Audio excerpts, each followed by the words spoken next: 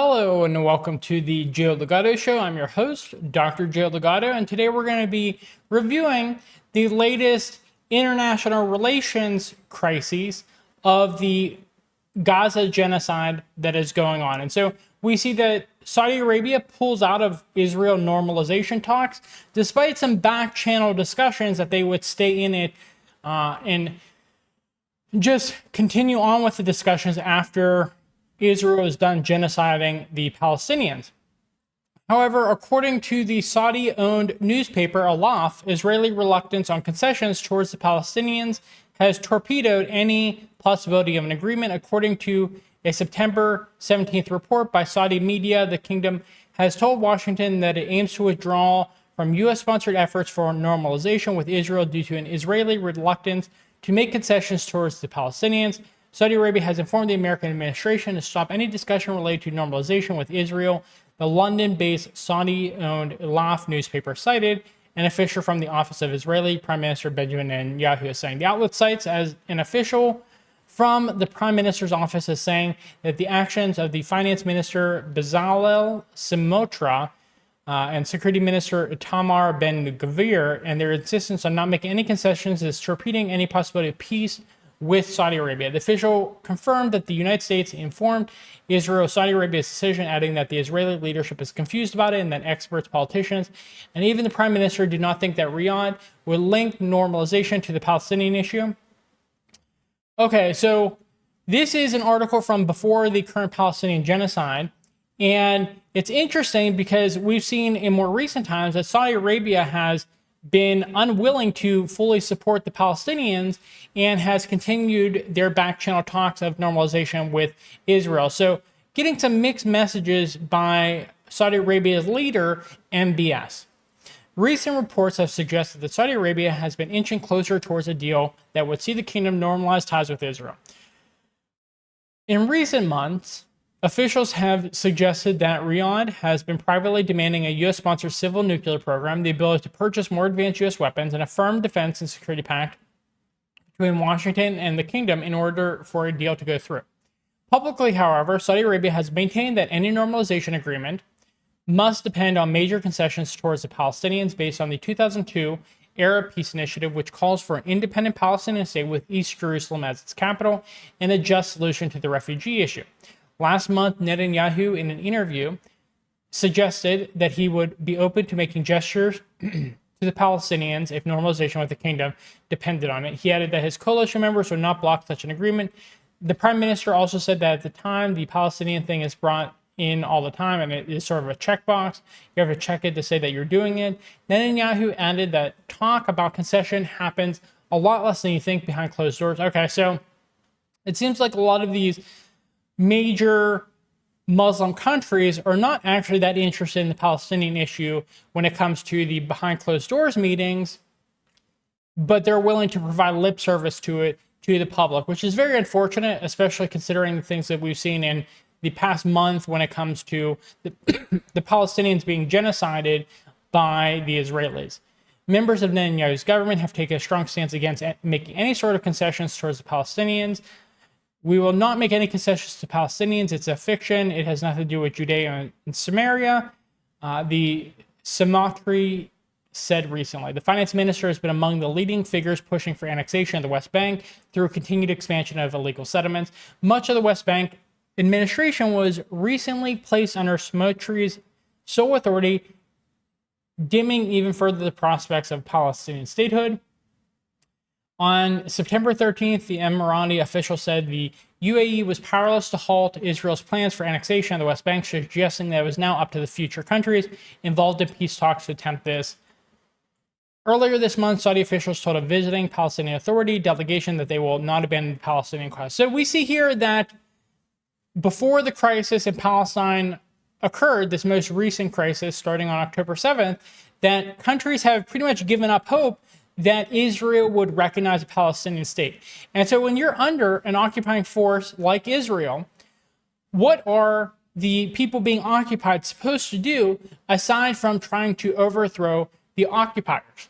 We've seen various evidence showing that they've tried to fight against Israel in the most humane way possible, where recent recent casualty reports show, even from the Israeli side, that the vast majority of the casualties are actually military personnel instead of civilians during the October 7th attack. And so I don't know what more the Palestinians could do, and I don't know why the kind of elite of the world are so intent on pretending like the Palestinians are monsters when they are fighting against the oppressors, the Israelis. So let's see what the rest of the world is doing, though.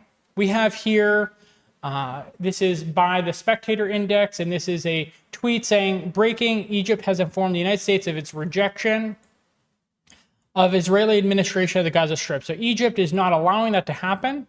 Let's see if I have, wait a minute, let's see. Okay, here's a better way of showing this tweet.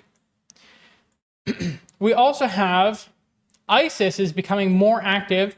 So people suggest that ISIS is controlled by the United States and controlled by Israel.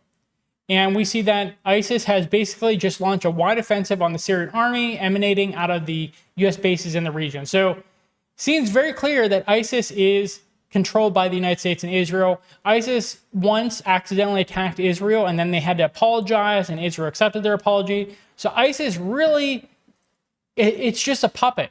Whenever we talk about the heinous acts that ISIS is committing, it is entirely meant to stop the defenders of the Islamic faith, the Sunnis and Shias, who are fighting against the demonic American and Israeli forces. And so, yeah, this is coming directly out of American bases, so obviously ISIS is American controlled. Next, we have confirmation of what we already knew, which is the Turkish Minister of Energy is directly, explicitly stating that Turkey has ended all joint energy projects it has with Israel. However, that's still allowing energy to go through Turkey in order to get to Israel. So that's ridiculous. There should be no oil for Israel, and they should stop the transportation of oil through their country. And so let's see, just to wrap up, what are the sides for these two most recent crises? And the numbers are a little bit different than I was expecting. It seems like exactly what I expected. The vast majority of people are on the side of both Russia and Palestine.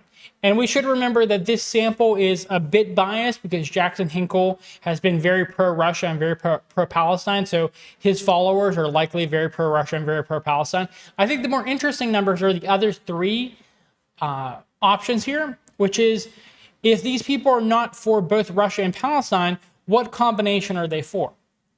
And we see that 10%, which I was not expecting it to be that high, are actually for both Ukraine and Palestine.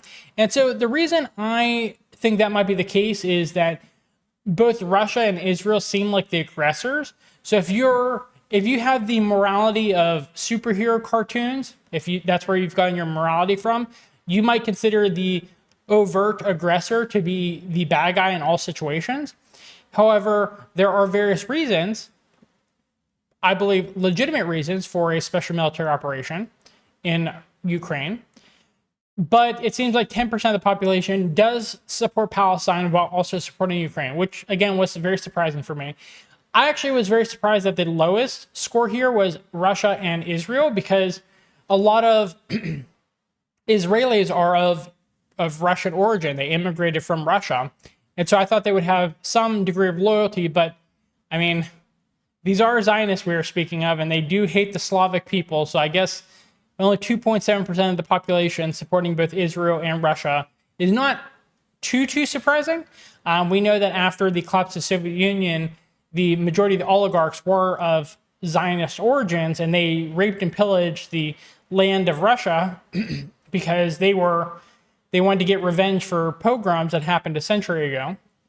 So I guess not as surprising as maybe I initially thought about people supporting both Israel and Russia at the same time, because the former supposed Russians, the Zionists who moved to Israel, are not particularly loyal to Russia as far as we could see here. So yeah, that's the situation. And then the final grouping is the Israeli-Ukrainian loyalty. And really, I just think that's the bots, the 4.6%. I think that's probably the exact number of bots there are on Twitter, because there's really I can't see any reason you would support that specific combination. I mean, if you have any ideas, please leave in the comment box below why you would support both Israel and Ukraine. What is the justification for supporting those two specifically? I'd be very interested to hear any brainstorms you might have on that. So that is the end of the video. Please, if you found this video to be informative, give us a thumbs up. It helps us in the algorithm. Please subscribe to our channel on both YouTube and Rumble. Please leave us a comment in the comment box below. Questions, concerns, critiques. Also, why you might think people support both Ukraine and Israel out of all these combinations here. Thank you for watching, and I hope you have a good rest of your day. Bye.